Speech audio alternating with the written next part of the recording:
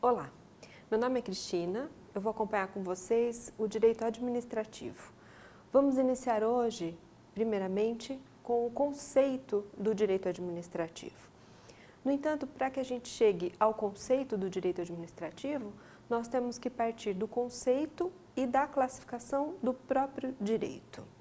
O direito, como ensina o professor Eli Lopes Meireles, é o conjunto de regras de conduta coativamente impostas pelo Estado. Então, para Eli Lopes Meireles, o direito é o conjunto de regras de conduta coativamente impostas pelo Estado. O direito, principalmente para fins didáticos, divide-se em dois grandes ramos, o direito público e o direito privado. Claro que se existe essa divisão é porque existe um critério de diferenciação. A diferença é a seguinte: no direito privado, vige o princípio da autonomia da vontade. O que significa isso?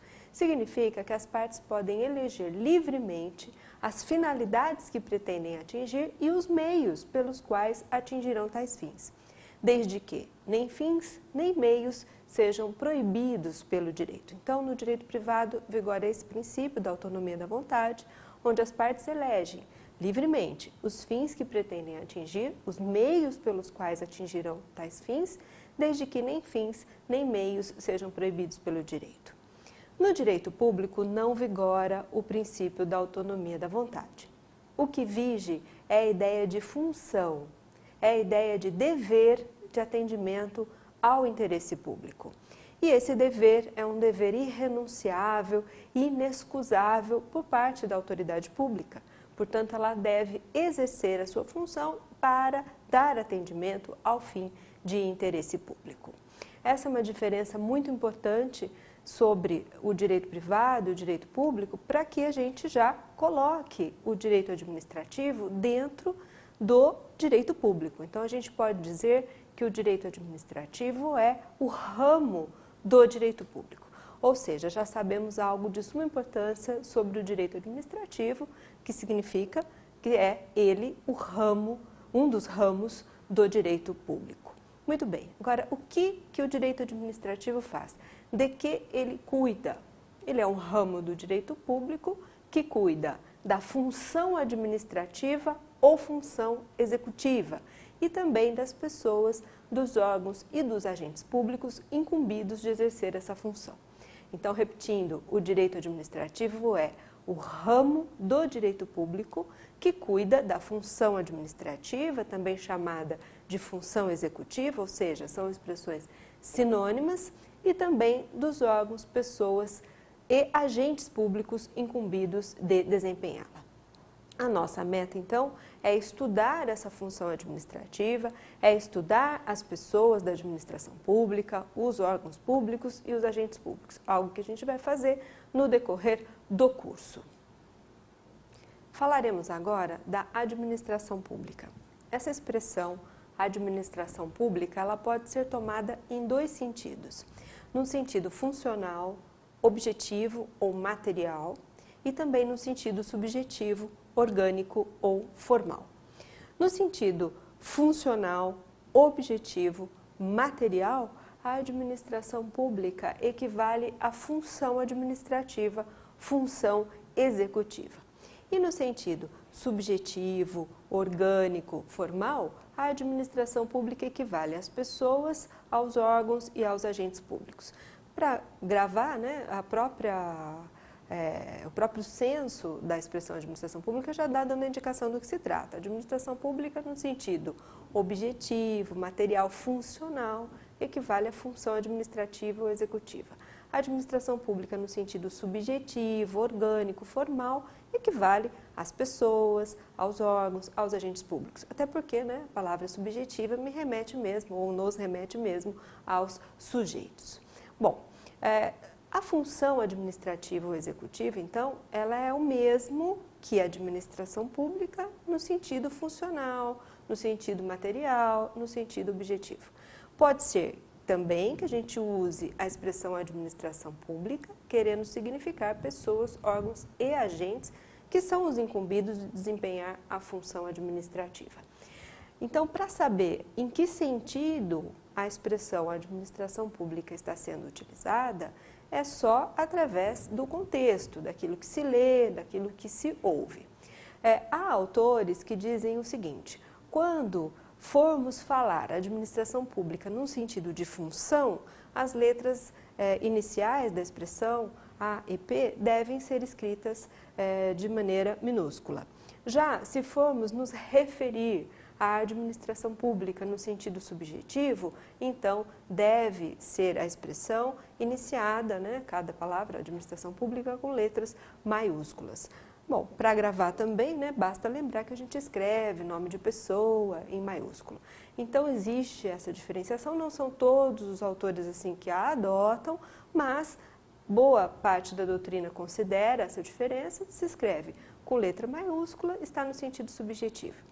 Se escreve administração pública com letra minúscula, está no sentido objetivo. Bom, nós vamos iniciar pela administração pública no sentido objetivo, no sentido material, no sentido de função. Então, nós vamos falar da função administrativa, também podemos dizer função executiva, tanto faz, são expressões sinônimas, função administrativa ou função executiva. Existe um conceito de administração pública nesse sentido, que é da Maria Silvia Zanella de Pietro, que eu vou considerar aqui. Para essa autora, a administração pública nesse sentido objetivo, no sentido de função, é a atividade concreta e imediata que o Estado desenvolve, sob regime jurídico de direito público para a consecução de interesses coletivos. Então, vejam que a função administrativa, ela é uma atividade concreta, imediata, que o Estado desenvolve sob um regime jurídico de direito público para a consecução dos interesses coletivos. Convém, aproveitando o conceito, traçar as características da função administrativa ou executiva e indagar quem dos três poderes exerce essa função como uma função típica, como uma função predominante. Evidente, o próprio nome já está referindo que a função executiva, ela é uma função típica do Poder Executivo. É o Poder Executivo que desenvolve essa função como função predominante. É óbvio que também os poderes legislativo e jurisdicional também exercem a função executiva, mas o fazem de modo atípico ou não predominante. Então, por exemplo, a concessão de férias a um servidor de qualquer um dos três poderes, do legislativo, do judiciário, do executivo, é um ato tipicamente administrativo.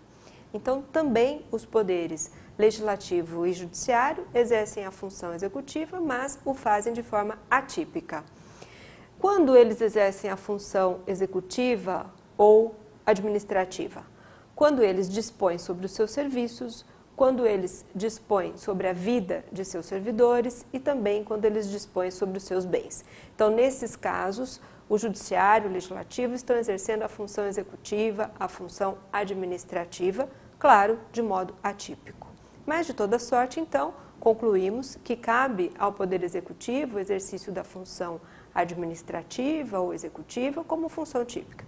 É claro, também o Executivo exerce como função atípica a função legislativa, basta lembrar o exemplo das medidas provisórias, das leis delegadas. Ele também exerce atipicamente a função jurisdicional, entre aspas, porque ele resolve administrativamente os processos submetidos à sua apreciação, embora não com força de coisa julgada, porque só o judiciário decide com força de coisa julgada. Então, sempre existe essa particularidade de um poder exercer uma função típica e também exercer as outras funções que seriam dos outros poderes, mas de modo atípico, de modo secundário, de modo não predominante. Nos interessa a função administrativa, a função executiva. Então, a primeira conclusão nós já chegamos, no sentido de que o executivo exerce como função típica a função executiva. Os outros poderes como função atípica. Então, nesse ponto, já é conveniente traçar as características da função administrativa, da função executiva. A primeira característica da função administrativa ou executiva é de que ela não inova inicialmente o mundo jurídico. Ela é não inovadora inicialmente do mundo jurídico, porque só a lei é que inova inicialmente, originariamente, o mundo jurídico. A lei é que cria os direitos e obrigações. Então, a função administrativa ela é uma função infralegal. Por quê? Porque ela não inova inicialmente o mundo jurídico. Vejam que é importante essa palavra inicialmente, porque na verdade tudo inova o mundo jurídico, né? Até a morte de alguém inova no direito administrativo. Se ele for ocupante de um cargo, seu cargo fica vago. No direito civil, se essa personalidade. Então, quando a gente fala em não inovação do mundo jurídico, estamos querendo significar a não inovação inicial, a não inovação originária, porque essa é destinada à lei, diante do que estabelece a nossa Constituição, de que ninguém será obrigado a fazer ou deixar de fazer alguma coisa, senão em virtude de lei. Então, primeira característica da função administrativa executiva, não inovadora inicialmente do mundo jurídico. A segunda característica da função administrativa ou executiva é o fato dela ser concreta. Porque a autoridade administrativa ela aplica a lei para solucionar aquela situação concreta. Então, segunda característica, a função é uma função concreta, a função administrativa, a função executiva. Uma outra característica da função administrativa executiva é o fato de que ela é subordinada a um controle de legalidade que pode até mesmo ser exercido internamente pela própria administração, porque a administração, uma vez que pratica o ato, pode rever a prática deste ato, mas principalmente porque ela está submetida a um controle por parte do judiciário. O nosso sistema brasileiro é o sistema da jurisdição única ou inglês, em que todos os conflitos são decididos com caráter de definitividade, com caráter de coisa julgada no Poder Judiciário. Então, a administração pública, ao praticar os seus atos, ela está submetida ao controle do Poder Judiciário. Diz também a nossa Constituição Federal que nenhuma lesão ou ameaça de lesão a direito será excluída da apreciação do Poder Judiciário. Trata-se, né, do princípio pelo qual cabe ao Poder Judiciário decidir, claro que se invocado, todos os conflitos de interesse que são levados à sua apreciação. Evidente que a regra é da invocação do Poder Judiciário, porque a jurisdição ela é inerte. Mas, de todo modo, o judiciário pode ser chamado à apreciação do conflito envolvendo a administração pública, por isso que a gente diz que a função administrativa, a função executiva, ela é subordinada. Também essa função administrativa executiva tem outra característica, que é a de ser exercida de ofício. Não precisa provocação do interessado para que a função administrativa ou executiva seja exercida. Assim, por exemplo, quando a Constituição diz as crianças de 0 a 5 anos devem ser atendidas em creches e pré-escolas, não é preciso nenhuma provocação das mães, dos pais dessas crianças para que esse atendimento acabe se concretizando. É dever da administração, porque ela exerce função e é um dever irrenunciável, inexcusável, de agir no exercício dessa função administrativa. Então, no caso do exemplo, o que deve o administrador público fazer? Ele deve verificar se existem imóveis que possam ser utilizados como creche e pré-escolas, afetando para esse fim de interesse público. Deve aferir se há necessidade de abrir concurso para admissão de professores, de merendeiros, de auxiliares de limpeza que vão trabalhar nessas escolas. Também vai verificar se existem os bens móveis necessários para o aparelhamento dessas escolas. Se não existem, deverá haver o contrato, normalmente precedido de licitação, que a licitação se impõe como uma regra antes da contratação, só em alguns casos que a licitação não será feita, mas como regra ela será feita antes da contratação. Depois então vai iniciar as matrículas, enfim, todas essas providências que eu acabei de citar são providências a serem exercidas de ofício, porque trata-se necessariamente do exercício da função administrativa ou executiva. Também existe ainda outras duas características, a de que a função administrativa ou executiva ela é direta ou parcial. O que significa isso? O Estado, quando age como administração pública, ele é parte nas relações jurídicas ali que estão sendo apreciadas. Diferente do Estado juiz, por exemplo, que é equidistante das partes, tanto que a função jurisdicional é uma função indireta ou imparcial. Quando o juiz decide um litígio envolvendo as partes daquela relação jurídica, ele não está interessado na solução do litígio, ele não é parte interessada na solução do litígio. Já quando o Estado age como administração, aí ele é sim parte na relação jurídica. Então ele faz a licitação para o contrato do qual ele será um contratante. Então ele está envolvido como parte interessada na solução daquela relação jurídica. É evidente que esse parte interessada tem o sentido de dar atendimento ao interesse público. Todo o norte da administração pública em sua atuação é esse, é o de atender ao interesse público. É evidente que não é o interesse do governante do momento, daquela autoridade que deve se sobrepor no caso. O interesse sempre é o interesse público. Então, nesse sentido, é que o Estado é parte interessada na relação jurídica.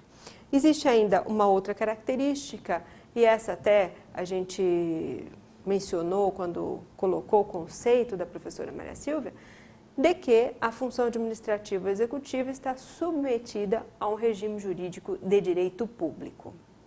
O regime jurídico de direito público, ele é formado pelo binômio das prerrogativas e das sujeições. O que seria isso? O que é esse binômio das prerrogativas e das sujeições? Ora, as prerrogativas, elas conferem à administração pública uma posição de superioridade, uma posição de supremacia em relação aos administrados. Tudo em decorrência do interesse público, o qual é superior em relação ao interesse particular.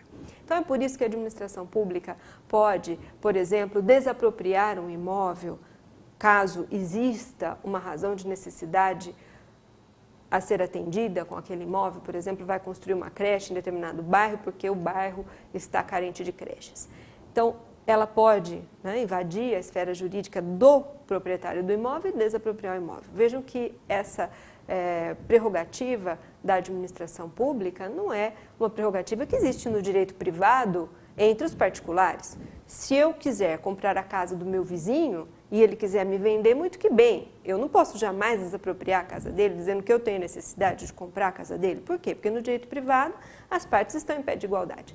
Aqui no direito público a administração tem certas prerrogativas. Tudo em razão do interesse público ao qual ela deve dar atendimento.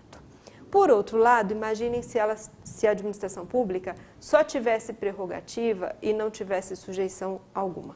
Então, para garantir que a liberdade dos administrados não seja indevidamente atingida, existem as sujeições. Então, são restrições a que a administração pública está submetida para garantir a liberdade dos administrados. A principal das sujeições é o princípio da legalidade, no sentido de que a administração só pode fazer aquilo que a lei expressamente permite. Esse regime jurídico de direito público, então formado pelo binômio das prerrogativas e das sujeições, ele vai sendo estudado aula a aula, né? Porque na verdade a gente sempre estuda o regime jurídico administrativo. Então, por hora, só essa noção mais abrangente, no sentido de que é um regime formado pelo binômio das prerrogativas e das sujeições. Então, são essas as características da função administrativa ou executiva. Então, no sentido, usando o sentido da administração pública, no sentido objetivo, sentido funcional, sentido material. Bom, Ainda convém que a gente fale um pouco mais de administração pública em sentido objetivo para traçar quais são as atividades que estão incluídas nessa expressão, administração pública em sentido objetivo, em sentido material, em sentido funcional. Nesse sentido, a administração pública compreende as seguintes atividades: o serviço público, o fomento, a polícia administrativa. E existem autores que ainda incluem a intervenção. Nós vamos, então, começar pelo serviço público e dar uma noção sintética do que seja o serviço público nessa oportunidade. Ora, para a gente saber o que é o serviço público, basta consultar a legislação, a começar pela Constituição Federal. A Constituição Federal define algumas atividades como serviço público, como ocorre, por exemplo, com o serviço postal e de correio aéreo nacional, que é um serviço público da União. Como ocorre com o serviço de gás canalizado, que é um serviço público do Estado-membro. Como ocorre com o serviço de transporte coletivo urbano, que é um serviço público do município. Então, a legislação, a começar pela Constituição, define as atividades que serão consideradas serviços públicos. Existe também a possibilidade da legislação infraconstitucional definir outras atividades como serviços públicos. O que ocorre, como exemplo, no serviço funerário. Muitos municípios, em suas leis orgânicas municipais, definem o serviço funerário como serviço público. Ora, enquanto a Constituição, uma nova Constituição, quando ela inaugura uma nova ordem constitucional, ela tem uma amplitude maior para escolher as atividades que são consideradas serviços públicos, a lei infraconstitucional não tem. Por quê? A Constituição atual deixa a cargo da iniciativa privada a exploração da ordem econômica. Portanto, não é possível trazer como serviço público uma atividade que seja de exploração da ordem econômica. Logo, a legislação infraconstitucional ela tem uma limitação. Ela só vai poder trazer uma atividade como serviço público desde que não ofenda a Constituição, quando a Constituição deixa a livre iniciativa o exercício da atividade econômica. A Constituição, ela pode mais, quando ela é promulgada, é claro que no momento em que o legislador constituinte definiu o que deveria ser considerado serviço público, ele levou em consideração as razões econômicas, as razões sociais, as razões históricas, enfim, um Estado que se diz, por exemplo, liberal, tem a tendência de ter um rol menor de serviços públicos, porque vai deixar a maior parte das atividades para a iniciativa dos particulares. Um rol já que se diz social ou do bem-estar social tem a tendência oposta, é um Estado que tende a ser prestador de serviços públicos. Então, essas condições, digamos assim, históricas, econômicas, sociais, elas vão nortear o legislador constituinte quando ele vai definir o que ele quer para o serviço público. Mas, uma vez feito isso, colocado na Constituição aquilo que ele definiu, então ele teve uma amplitude maior de atuação, mas uma vez definido, está lá aquele rol de serviços públicos. As leis infraconstitucionais terão a limitação que eu já coloquei, no caso da atual Constituição brasileira, não pode o legislador infraconstitucional trazer uma atividade que invada o campo da exploração da ordem econômica, dizendo que ela é um serviço público. Então, o exemplo que a gente dá aí de legislação infraconstitucional que traz a atividade considerada serviço público é o exemplo comum de que muitos municípios falam do serviço funerário como sendo um serviço público nas suas leis próprias. Bom, então, em suma, na verdade, para a gente saber se uma atividade é serviço público ou não, basta a gente consultar a legislação, porque a legislação vai dizer o que é e o que, então, está lá considerado como serviço público. Feito isso, a gente pode dar um conceito de serviço público para que fique, assim, de uma maneira mais didática, de uma maneira mais clara, o conceito do serviço público, feita essa introdução, Então, aqui eu vou me valer, mais uma vez, do conceito da professora Maria Silvia Zanella de Pietro, que ela diz que serviço público é toda a atividade que a administração pública executa, direta ou indiretamente, para satisfazer a necessidade coletiva sob regime jurídico predominantemente público, ou seja, toda atividade que a administração pública executa, direta ou indiretamente, para satisfazer as necessidades coletivas sob regime predominantemente público. Bom, além do serviço público, nós temos outras funções administrativas, na sequência, o fomento. E o que é o fomento? O fomento, ele é um incentivo da administração pública à atuação da iniciativa privada quando ela atua atendendo ao interesse coletivo. Então, toda vez que a iniciativa privada atua no atendimento de interesse coletivo, a administração pública tem o interesse de fomentar essa atividade, tem o interesse de incentivar essa atividade. E aí o fomento ele pode ser prestado de variadas formas, pode ser através de favores fiscais, como isenção sobre os produtos da cesta básica, no que se refere aos tributos, pode ser através de financiamentos de casas populares, pode ser através do repasse de recursos a organizações não governamentais e que exerçam atividades voltadas ao interesse coletivo. Então, aí a atividade de fomento é uma atividade realmente variada, mas, sinteticamente falando, é o incentivo que a administração pública dá às atividades da iniciativa privada quando elas sejam voltadas ao atendimento do interesse coletivo. Além do serviço público e do fomento, também temos a polícia administrativa. A polícia administrativa, ela é destinada a regular e controlar, fiscalizar as atividades privadas para que elas sejam conformadas ao atendimento do interesse público. Melhor explicando, funciona assim. A legislação, ela estabelece algumas limitações à propriedade e à liberdade dos administrados para o bom atendimento do interesse público. Isso é o poder de polícia que dá fundamento para essa atuação da legislação. Ou seja, as leis, elas vão estabelecer limitações administrativas à propriedade e à liberdade em prol do interesse público. Uma vez feito isso, a administração pública exerce a polícia administrativa. O que ela vai fazer? Vai regulamentar essas leis, vai controlar a sua aplicação, fiscalizar.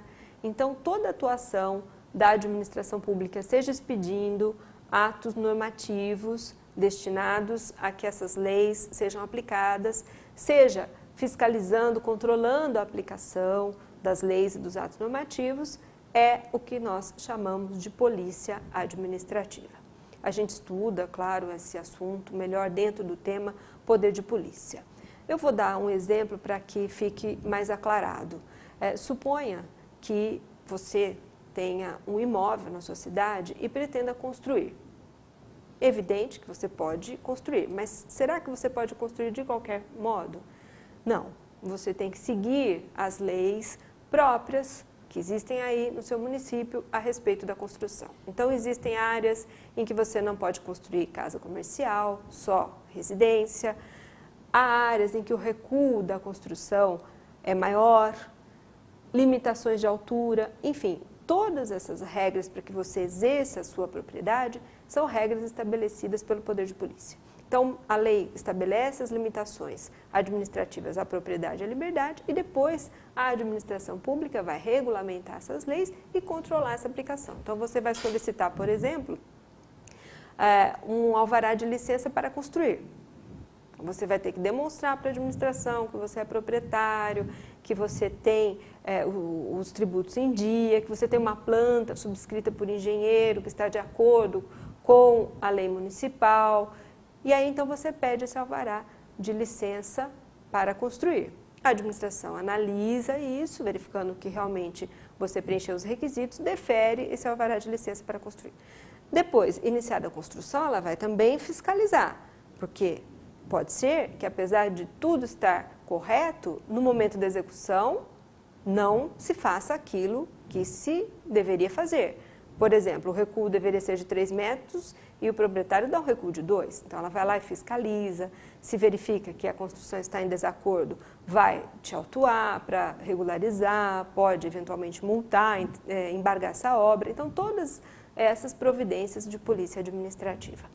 Bom, como eu disse, então, a função executiva administrativa abrange o serviço público, o fomento e a polícia administrativa. E disse também que tem autores que falam da intervenção. Essa intervenção é a intervenção na ordem econômica. Essa intervenção na ordem econômica, ela pode ser direta, como pode ser indireta. A intervenção direta na ordem econômica é a prestação de uma atividade econômica pelo Estado, e ele vai fazer isso por meio de empresas públicas e sociedades de economia mista. Vejam que o normal, o natural, o corriqueiro que o Estado deve fazer é prestar o serviço público, a atividade de fomento e de polícia administrativa. Excepcionalmente, ele poderá intervir diretamente na ordem econômica, prestando uma atividade econômica, como se fosse um particular, claro que ele não é. Excepcionalmente, então, é que ele pode intervir diretamente na ordem econômica, prestando uma atividade econômica. Ele só faz isso excepcionalmente porque os fundamentos para ele fazer isso são os artigos 173 e 177 da Constituição Federal. Quando o Estado intervém na ordem econômica, prestando uma atividade que é típica de particular, o regime a que ele se submete é um regime de direito privado, mas que sofre derrogações por normas de direito público. Por quê? Porque se ele está no campo da atividade privada, o regime tem que ser o mesmo. Agora, nunca o Estado se livra de regras de direito público. Então, ainda que ele explore essa atividade com base no direito privado, ele sofre esse regime, derrogações por regras de direito público. Eu vou dar um exemplo para que seja possível aclarar melhor o que eu estou colocando. Vamos pensar no Banco do Brasil, na Caixa Econômica Federal. O Banco do Brasil é Sociedade de Economia Mista Federal, a Caixa Econômica Federal, Empresa Pública Federal, que são pessoas que exploram a ordem econômica. A atividade de banco é uma atividade de exploração da ordem econômica. Pois bem, então, através do Banco do Brasil, da Caixa Econômica Federal, o Estado, ele explora diretamente a ordem econômica. O regime de direito privado submetido por derrogações decorrentes do regime de direito público. Por exemplo, para que alguém seja contratado como caixa na empresa pública, na sociedade de economia mista, há necessidade de concurso. Por quê? Porque o artigo 37, inciso 2º da Constituição, impõe o concurso também para o emprego público, na administração direta e indireta. No entanto, uma vez realizado o concurso, aquela pessoa que obteve êxito, ela vai ser contratada pela CLT, que é a maneira de contratação das pessoas jurídicas de direito privado. Então, é sempre assim, o Estado explorando a ordem econômica diretamente, por meio de empresas públicas ou sociedade de economia mista, o que ele só faz excepcionalmente, só nos casos do 173, 177 da Constituição Federal, o regime é de direito privado, mas submetido por derrogações decorrentes das regras de direito público. Essa é a intervenção direta. Já a intervenção indireta do Estado na ordem econômica significa a regulação da atividade econômica. Ora, regular a atividade econômica em prol do atendimento do interesse público nada mais é do que o próprio exercício da polícia administrativa. Então, tem gente que não coloca a intervenção como uma quarta modalidade de função administrativa. Por quê? No primeiro caso da intervenção direta, o regime é de direito privado, embora submetido a derrogações por regras de direito público. E aí fica faltando aquela característica da função administrativa de ser uma função subordinada a um regime jurídico de direito público. Então, dizem alguns que a intervenção direta não pode ser considerada função administrativa. E a intervenção indireta, que seria a regulamentação da atividade privada para que ela seja voltada ao atendimento do interesse público, essa nada mais é do que polícia administrativa e já havia sido mencionada. Por isso que tem autores que não colocam a intervenção como uma função administrativa. Dizem que é função da administração, mas não administrativa pelos motivos que eu acabei de colocar.